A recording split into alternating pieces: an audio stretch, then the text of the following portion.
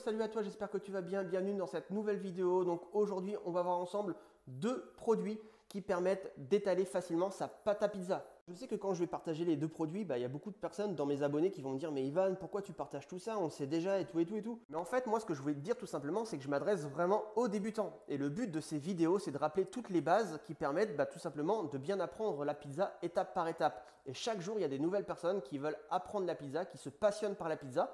Et du coup, moi je m'adresse à ces personnes-là. Si tu es professionnel, passionné depuis longtemps ou que tu me suis depuis longtemps, peut-être que toutes ces petites vidéos vont pas t'intéresser. Mais n'oublie pas, c'est toujours important de se rappeler les bases parce que des fois, on pense savoir et on oublie très vite. Du coup, le premier produit, c'est la farine. Alors, comme tout le monde le sait, en général, de la farine, on a toujours de disponible dans notre cuisine. Et en général, les personnes qui débutent la pizza, c'est par ce produit-là qu'elles commencent. Et du coup, la farine, alors c'est bien, mais ce n'est pas le produit que je préfère. Tout simplement, je vais t'expliquer pourquoi.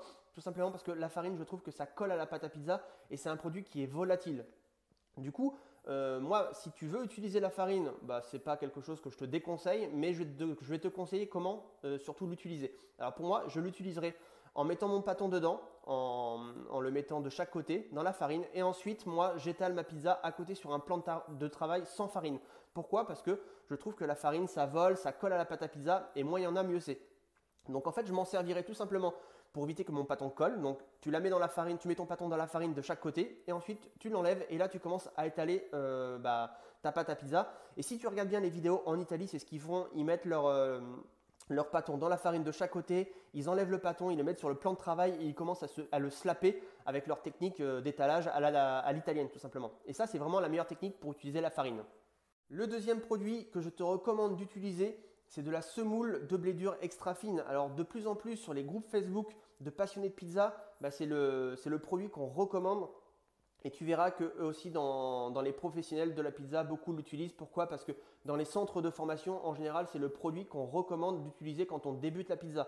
Donc c'est vraiment un très bon produit. Et par rapport à la farine, je trouve que c'est un produit qui colle beaucoup moins à la pâte à pizza, qui est beaucoup moins volatile.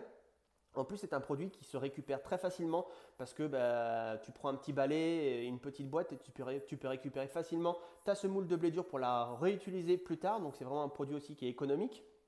Et en plus, ce sont des petites particules de semoule de blé dur extra fine. Et lorsque tu le mets sur ton plan de travail, que tu mets par-dessus ta pâte à pizza et que tu commences à étaler, tu as l'impression d'avoir des petites billes en dessous de ta pâte à pizza qui t'aident à l'étalage.